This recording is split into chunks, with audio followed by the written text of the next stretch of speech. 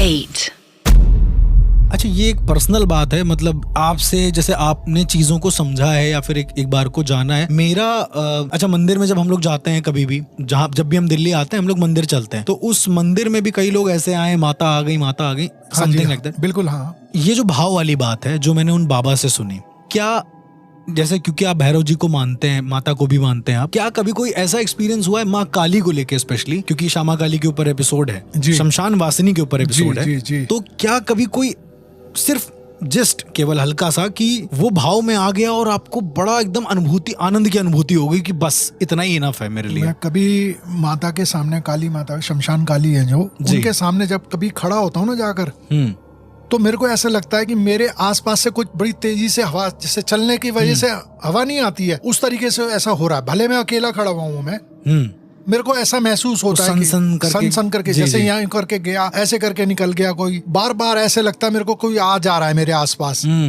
ठीक है ना। और एक अजीब सी स्थिति रहती है, अजीब सी, उसे मैं बता भी नहीं सकता, नहीं कर सकते ठीक से, हाँ मैं उसे नहीं बता सकता हूँ। और मुझे ऐसा लगता है कि कोई है मेरे आसपास, कोई है मेरे आसपास, वो आप किसी को नहीं बता सकते शायद। नहीं, और वो शरीर के वो रोंगटे खड़े हो जाना, गूज़बम्स हो रहे हैं, तो ये सब कुछ होता है उस टाइम, जिसे हम बता भी नहीं पाते और बताना भी नहीं चाहिए। आप नॉर्मली रहो, दूसरे को क्या लेना आपकी इस साधना से। बिल्कुल। एक मूवी आई थी इंडियाना जोन्स, अच्छा हाँ, ठीक है, और उसमें अमरीश पुरी जी काली माता के साधक बने हैं, हाँ जी, ऐसा करके। मतलब जो बाहर की जो फिल्में होती हैं, हाँ जी, उसमें आप देखेंगे ना तो अपने इसमें अपनी जो कल्चर है इसके बारे में भी बहुत कुछ ऐसा, चूंकि काली माँ को स्पेशली गलत बता दिया गया है, विभस्त कर देते हैं बहुत ज्यादा, है ना, बहुत बुरा बना दिखा देते हैं। हाँ, कि जो बुरा तांत्रिक होता है वो बलि दे रहा होता है इनके सामने। क्या ये कॉन्सेप्ट सही है? नहीं, देखो ना, आप कहीं पे भी पढ़ लो, तंत्र को लेके सभी में भय है। जी बिल्कुल, सभी के अंदर भय है, खासकर काली माता की कोई बात आ गई ना, तो इन्हीं की बात पहले आती है। हाँ, तो ये कह देते हैं कि नहीं, ये तो ढोंगी होते हैं, ये तो बलात्कारी होते हैं, ये तो ये होते हैं, अलग अलग बोल देते हैं, सब तरीके से बोलते हैं, क्योंकि हम ही ने कहीं ना कहीं, है ना, हम ही लोगों ने कहीं ना कहीं इसको करूप कर दिया है अपने अंदर, गलती है, तरीके से अपने अंदर बताकर बाद में पता लगा वही बाबा पकड़ा गया किसी चक्करबाजी में। हाँ, तो ये सब चीज है ना, हम अपने आप ही करूप कर रहे हैं इसको। ये जितने भी गद्दी लगा के बैठे हुए लोग बाग, तो वो कहीं ना कहीं करूप ही कर रहे हैं इसको। सही बात।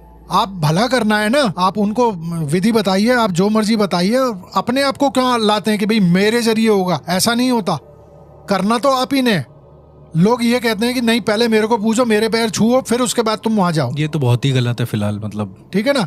हाँ, एक आपको राह दिखाने वाला है, आप उसकी रिस्पेक्ट करोगे कि आपको जिसने बताया रास्ता, विधि बताई, लेकिन करोगे तो आप अपने आप ही ना। मतलब जब महाविद्याओं की, जैसे आप बता रहे हैं ना कि ये जितनी चीजें होती हैं, लोगों ने उसको ऐसा बना रखा है जी, जो 10 महाविद्याओं को पढ़ेगा, जैसे आपके पास मैंने देखा है बहुत किताबें हैं 10 महाविद्याओं की, ठीक है। इवन आपके कुछ ऐसे शिष्य भी हैं जो जिनको आप ये चीजों को समझा रहे हैं, प्रैक्टिस करा रहे हैं इनफैक्ट। तो जब माता काली की बात आती है, श्यामा काली की स्पेशली बात आती है, एक ये गहन अध्ययन आपका होगा फॉर श्योर इसके ऊपर कि जब कोई इस महाविद्या तक पहुंचता है, अच्छा, पहली बात तो जैसे आपने बोला मातंगी माता से शुरू होता है, फिर धीरे धीरे आगे बढ़ता है। तो जब कोई, मान लीजिए कोई साधक जो है, हाइपोथेटिकली मान लीजिए हम आपसे बोल रहे हैं कि कोई एक साधक है जो इस विद्या तक पहुंच गया है, मतलब अच्छा, आप सिखा रहे हैं उसको, अच्छा जी, और वो पहुंच चुका है, हाँ, आपके हिसाब से उसे ये मान लीजिए वो साधना खत्म करने के दौरान पे है या शुरू करने के दौरान, अभी शुरू पे चलते हैं, शुरू पे, तो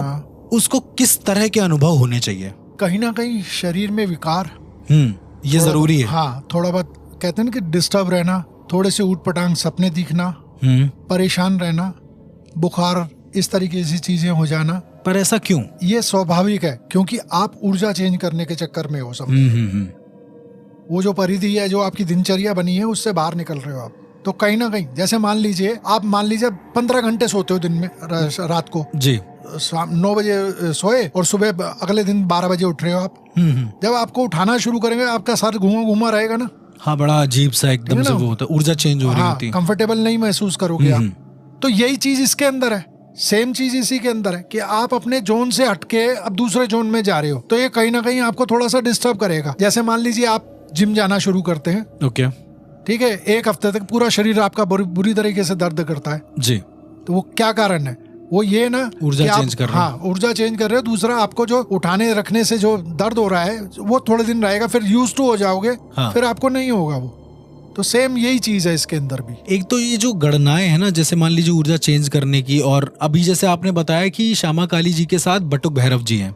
जी हाँ ये जो भैरव जी का विभाजन है, जी। ये इन डेप्थ में आपसे पूछ रहा हूँ, ये किस प्रकार से है? नहीं, अब हर एक जैसे माता है, जितने भी 10 महाविद्या हैं, सबके अपने अपने भैरव हैं। मतलब वही मैं पूछ रहा हूँ, विभाजन कैसे होता मैं है? वही कह रहा हूँ, अगर विभाजन की बात करेंगे तो टोटल 10 महाविद्या हैं, 52 भैरव इनके साथ। ठीक है, ठीक है ना। तो वो विभाजन है ना, बड़ा साइंटिफिक वे से है, साइंटिफिक वे से। वही मैं पूछ रहा हूँ आपसे। इसके साथ ये है, इसके साथ ये है, फिर तीसरी वाली के साथ वो है, उसके साथ उसका भी 5वें की भी कनेक्शन है, 8वें का भी कनेक्शन है। इस तरीके से हो रहा है ये सारा। जी, मतलब कई लोग ऐसा भी कहते हैं कि कुछ महाविद्याओं के भैरव ही नहीं है। क्या ऐसा भी है क्या कुछ? नहीं, भैरव लगभग सभी के साथ है। सभी के हैं ना? हाँ, इनडायरेक्ट और डायरेक्ट वे से भैरव सभी के साथ है। तो ये सिर्फ एक लोगों की कल्पना है कि इनके साथ नहीं। ये सब आज के लोगों को सुन सुन के शायद ऐसा हो रखा है लोगों को कि देखिए, इनके साथ भैरव नहीं है, ये विधवा है। देखिए, मैं एक XYZ चीज बता रहा हूँ जी। आपको, ये एक बड़ा समझने वाला काम है। ये आप जब श्री यंत्र पे बात करेंगे ना, तो मैं इस चीज को बड़े अच्छे डिटेल से समझाऊंगा जी। आपको। हमें डायरेक्ट और इनडायरेक्ट वे तरीके से सबके साथ भैरव है। बिना भैरव के साथ, बिना गण के साथ, बिना पार्षद के साथ और बिना योगनियों के साथ कोई भी माता नहीं है। समझ गए। एक साधक थे, काली माता के ही साधक थे। अभी शायद वो अब नहीं बचे होंगे, जहां तक मेरा माना। मणिकर्णिका घाट पे आप शायद कहीं ना कहीं उनको जानते हो अभी भी, या फिर अच्छा, पता नहीं। मतलब एक साधक जो उकड़ू बैठे रहते थे, जी, पता नहीं, कोई आप हठ योगी होंगे फिर शायद। तो वो बैठे रहते थे और मतलब माँ काली की साधना करते थे। तो क्या मतलब, अब जैसे होता है ना कि आपको शायद इनके लिए ये मुद्रा चाहिए, उनके लिए वैसा तंत्र बनाना होता है। ये एक चीज ये है कि हर एक का अपना एक क्राइटेरिया बना लिया कि किसी ने हाथ करके साधना कर, ऊपर खड़ा करके साधना ये कोई कंपलसरी नहीं तुम कैसे करो। हाँ, ये कोई कंपलसरी नहीं है।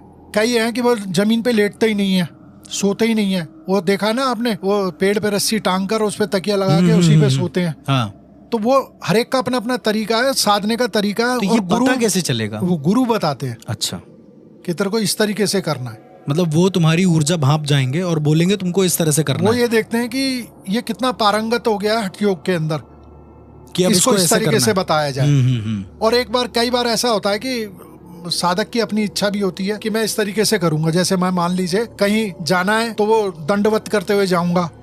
आपने देखा होगा ना, कहीं माता पे जा रहा है या कोई कहीं पे भी जा रहा है तो वो दंडवत करते हुए जा रहे हैं, या किसी तरीके से बैठ के जा रहे हैं, या पत्थर उठा के रखते हैं फिर जा रहे हैं। तो इस तरीके से होता है ना, अपना अपना तरीका है ये। अभी जैसे माँ काली की जितनी साधनाएं होती हैं, हमें लगता है इनकी बहुत सारी ऐसी साधनाएं होती हैं जो बहुत प्रचंड होती होंगी, बहुत ज्यादा उग्र होती होंगी। उग्र काली जी के बारे में भी मैंने बहुत सुना है। सभी जितनी भी 10 महाविद्या की सारी उग्र है और सारी। अच्छा, उग्र साधना है ना? ठीक है। और तामसिक साधना है सारी।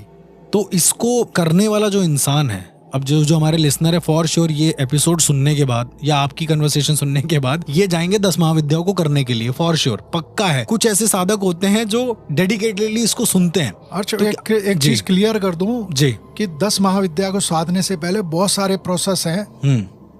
मैं किसी को भी, जो भी ये सुन के जाए ना 10 महाविद्या पे डायरेक्ट करने की कोशिश करे, तो वो नुकसान ही मेरे हिसाब से उठाएगा।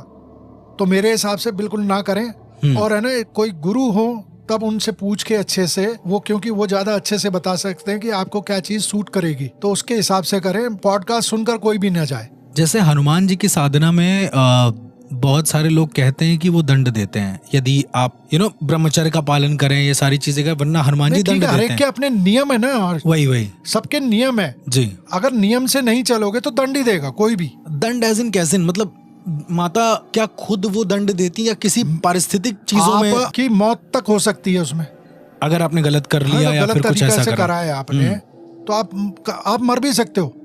फिर इष्ट आपके सहायक नहीं होंगे उस चीज को लेकर। तभी तो बोला गया ना कि गुरु से बिना पूछे नहीं करना कुछ भी आपने। क्योंकि गुरु आपको आंक लेता है ना कि कितना पानी में हो, अब इसके आगे कर पाओगे कि नहीं। हाँ, तो वो उसी तरीके से करवाएगा, भैया यहाँ से नहीं, यहाँ से जाओ, तुम ऐसे नहीं ऐसे करो, तुम इस रास्ते से बचो तुम। तो गुरु बताएंगे ना अपने आप। एक बहुत स्पेसिफिक मंत्र है काली जी का, और वो बहुत सारे लोग बोलते हैं कि ओम ऐम ह्रीम क्लीम चामुंडा, बीज मंत्र। हाँ, बीज मंत्र जो है, विच है। तो बहुत लोग कहते हैं इससे वशीकरण होता है, बहुत लोग कहते हैं कि ये माँ काली का प्रत्यक्षीकरण मंत्र है। तो क्या है इस मंत्र की कहानी? मैं ना बिल्कुल भी विश्वास नहीं करता हूँ इस चीजों में कि आपने किसी तरीके से कोई साधना नहीं करी, कोई सिद्ध नहीं किया, कुछ नहीं किया और सिर्फ मंत्र से किसी का वशीकरण हो जाएगा। मैं नहीं मानता, ये सब बेकार की बात है, केवल ये सब चीजें बिल्कुल बेकार की बातें हैं ये। तो फिलहाल उन लोगों के लिए जो बेवजह साधनाओं में जा रहे हैं, वो भी 10 महाविद्याओं की, उनके लिए आपके तरफ से ये एक सजेशन रहेगा कि पहले गुरु एक सही बनाइए। देखिए, ये अगर गुरुजी, कोई गुरु भी बताते हैं ना, कोई भी गुरु किसी के भी, वो डायरेक्ट लेके ही नहीं जाएंगे 10 महाविद्या पे। ये बहुत बात का काम है। उससे पहले बहुत सारी हैं साधनाएं जो करनी है आपको, तो आपको डायरेक्ट कोई भी नहीं लेके जाएगा। और ये शायद तभी संभव हो पाएगा जब आप एक सही शिष्य हो पाए, या फिर एक कह सकते हैं कि माता के लिए भाव अच्छा हो आपका। पहली शर्त तो यही है। ऐसे हमने सुना कि पहली शर्त आपकी यही होनी चाहिए कि आप एक अच्छे गुरु के शिष्य हो, आप शिष्य अच्छे हो बेसिकली, और ऊपर से आपके मनोभाव अच्छे हो। क्योंकि ऑब्वियसली है, जो आपको 10 महाविद्याएं सिखा रहा है या फिर जो आपको मान लो काली माता के बारे में ही बता रहा है, तो एटलीस्ट वो उसके आज्ञा का अनुसरण करे, पालन करे, तभी वो शायद उन महाविद्याओं को अचीव कर पाए। खैर, जब बताने की बात आई तो राहुल, मुझे एक वियर्ड सा क्वेश्चन है, लेकिन मैं आपसे पूछना जरूर चाहूंगा कि जब आपने पहली बार काली माता को देखा तो क्या किसी ने कुछ बताया उनके बारे में आपको, या फिर आपने खुद ही से इमेजिन कर लिया, या आप डर गए? क्या हुआ जब पहली बार आपने माँ काली को देखा? पहली बार माँ काली को देखा, ये तो मुझे लगता है थोड़ा आई एम नॉट श्योर मैं उसको बता पाऊंगा, लेकिन मैं आपको एक इंसिडेंट जरूर बताऊंगा। जब तो 90s का जो इंडिया था ना, बड़ा अजीबोगरीब इंडिया था, उसमें काफी ऐसी अतरंगी चीजें होती थी जो अगर हम आज किसी को बताएंगे तो शायद कोई इसको यकीन करेगा नहीं। तो जैसे फॉर एग्जाम्पल, जब मैं छोटा था तो हम उस जमाने में मेले लगा करते थे, ठीक है, बिल्कुल, शहरों के अंदर मेले लगते थे, और मेलों में कई बार अजीबोगरीब चीजें होती थी। जैसे एक बार की मेले में एक काउंटर ये लगा था जिसमें कि लगा था बाहर की एक तंबू जैसा था, अंदर आइए और ऐसे इंसान को देखिए जो पीछे जुड़ा हुआ है। हाँ, बिल्कुल। मैंने बताया आपको ना कि वो मतलब वो कुछ शायद डिजीज रही होगी, तो वो उनकी बॉडी नीचे से एक ही थी और ऊपर से धड़ दो थे, तो उसको देखने के लिए वो टिकट लगा रहे, तो हमने भी 10-10 रुपए की टिकट लगाई और उसको देखने के बकायदा, और वो बैठ रहा है और इस चल रहा। तो ये सब हुआ करता था। एक जमाने मुझे याद है कि ऐसे ही एक मेले में मैं गया था, शहर के थोड़ा बाहर लगा था, कोई ऐसे त्योहार था मेरे ख्याल से उस टाइम पे, दिवाली के आसपास का, और वहां पे काउंटर ये लगा था कि आप देखिए माँ काली के बचपन का स्वरूप। एक लड़की है, बच्ची है, 8-9 साल की है, और जो काली माँ है लेजिट, ये नहीं कि उस पे आती है, ये नहीं कि वो है, ठीक है। तो और उस जमाने की जनता इतनी मासूम पैसा खर्चा करके जा रही भी देखने उसको। क्या तो मैं अंदर गया तो वहां पे एक अजीबोगरीब सा टेंट था, बीचों बीच एक लड़की बैठाई हुई थी, भयानक 8-9 साल की बच्ची थी, लेकिन शक्ल से एकदम से 50 साल की विधवा, और वो देख रही है आपको घूर करके। 8-9 साल की बच्ची, काजल लगा उसका भयानक, बाल उसके खुले हैं और मुंड माला उसने पहनी हुई है, और जैसे आप वो मतलब बीच में एक गोले के अंदर थी, उसके आसपास लोग जा रहे थे, और जैसे ही आप उसके पास से गुजरे हैं, उनको देखने की, प्रणाम करने की कोशिश करे, वैसे हा करके डरा दे या कुछ कर दे, तो हॉरर शो टाइप का था। तो ये मेरी बड़ी ना एक इनिशियल याद टाइप की माँ काली की। तो मतलब पहली बार जब आपने देखा तब ऐसा? पहली बार देखा था, पहली बार में मुझे एहसास हुआ था कि माँ काली का बेसिकली मतलब क्या है। तो वो मेरे लिए बड़ा यूनिक मेमोरी थी जो आज तक है। तो कभी आपने जानने की कोशिश नहीं करी, जैसे आप एक रिसर्च करते हो चीजों को लेके, कि यार ऐसे स्वरूप की माता मतलब क्यों, बेसिकली ऐसे स्वरूप की माता क्यों? मेरे अंदर ये सवाल यह है कि ऐसे स्वरूप की माता क्यों नहीं, वाई नॉट? कि अगर माता हमेशा ही क्यों दुर्गा माँ या लक्ष्मी माँ की तरह एकदम सुंदर कपड़ों में सजी सवरी सी आए? माता भयानक भी हो सकती हैं, बिल्कुल हो सकता है कि शमशान में रहती हो सकता है भयानक हो। तो मुझे प्रॉब्ली बचपन से ही एक भयानक औरत का को लेके कोई ज्यादा मतलब वो नहीं था, कि खौफ नहीं था। ऐसा भी हो सकता है, एक्सेप्टेंस थी कहीं ना कहीं उस चीज को लेके। तो मतलब ये था कि वाइन और माँ काली भी।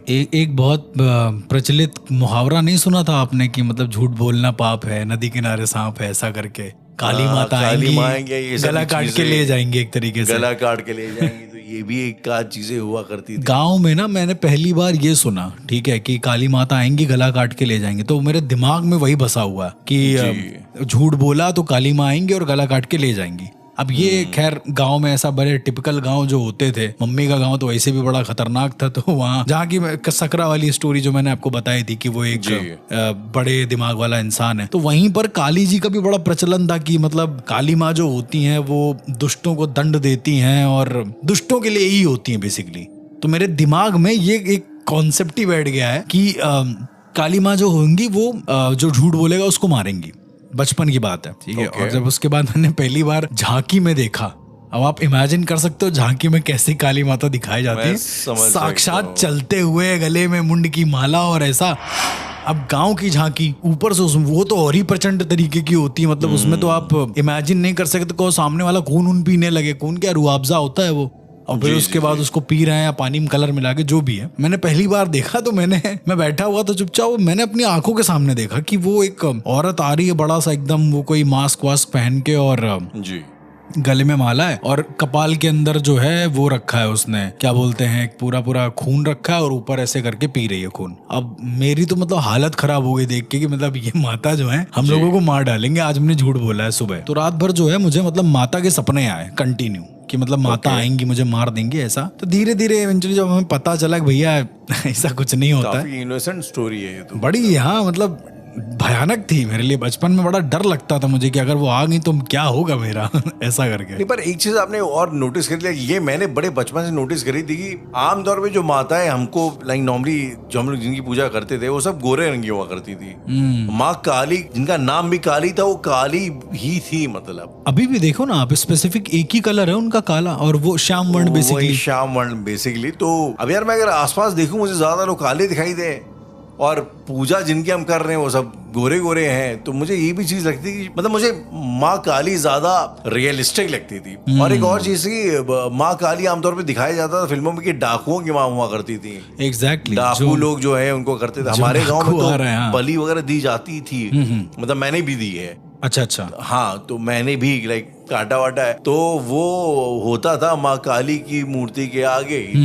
तो मुझे हमेशा से ये था कि ये जो है थोड़ा अलग है मामला, हिसाब किताब जो है। एक तो जो बंगाल की उलूर वॉइस होती है ना, अगर आपने सुनी होगी, जो उलूर वॉइस जो वो लोग बजाते हैं और बहुत खतरनाक होता है वो, तो वो मुझे बहुत हॉन्ट करती थी बचपन में कि वो ऐसा लगता था, मुझे क्या लगता था कि वो माँ आ रही है वैसे करके, मतलब माता की आवाज ही वैसी है, क्योंकि जीभ बाहर है इस वजह से वही चिल्ला रही है ऐसे करके। और ऊपर से एक मेरी दीदी है वो बंगाल की हैं, उन्होंने मुझे और डरा दिया कि ये माता है, अगर आ गई तो समझ लेना। तो मैंने ना बड़े रियलिस्टिक रूप में वैसे माता का अध्ययन नहीं कह सकते, शुरुआत में समझा है कि ये मतलब माता कोई बाल खोल के मेरे सामने लेडी बैठी, मुझे लगता है ये काली माता है, अंटिल अनलेस मैं उसका चेहरा नहीं देख रहा हूँ तब तक। आपको ऐसा लगता है अर्श कि शायद कहने के ना ये एक तरीके से, मतलब इंडिया के बच्चों में खासतौर पे हॉरर को लेके टॉलरेंस थोड़ा ज्यादा है, क्योंकि हमारे यहाँ ऐसी भी कैरेक्टर है माँ काली जैसे खौफनाक भयानक, जिनकी पूजा भी की जाती है। एग्जैक्टली तो कहीं ना कहीं मतलब हमें ऐसा लगता है कि शायद सारे लोग जैसे होते हैं वो शायद भयानक नहीं होते,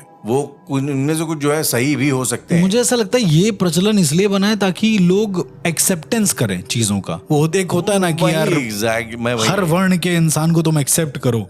ये काली माँ कहीं ना कहीं वो भी दर्शाती हैं। अगर हम श्यामा काली की भी बात करें तो जब श्यामा काली जी की सिद्धि होती है, कुछ ऐसा साधना होता है, तो उन साधना के दौरान ऐसा कहते हैं कि तुमको एक दो प्रोसीजर्स में, कई, अब हर गुरु का अपना अलग होता है, तो कुछ प्रोसीजर्स में ऐसा भी कहते हैं कि तुमको निवस्त्र होकर टहलना पड़ता है, मतलब तुमको उस शर्म को भूल जाना पड़ता है। जो शर्म तुम सबसे ज्यादा कर रहे हो वो तुम्हें भूलना पड़ेगा। वो तुम्हें हो सकता है कि तुम्हारे जो गुरु हो तुमको अपने घर से शमशान तक पैदल बुलाएं बिना कपड़ों के, एक तरीके से अपनी ईगो पीछे छोड़नी पड़ेगी। मतलब हाँ, ये सब जो तुम कर रहे हो उसको एकदम बहुत दूर रखो, तब तुम माँ काली के करीब या फिर श्यामा काली के करीब आ सकते हो, उस साधना को समझ सकते हो।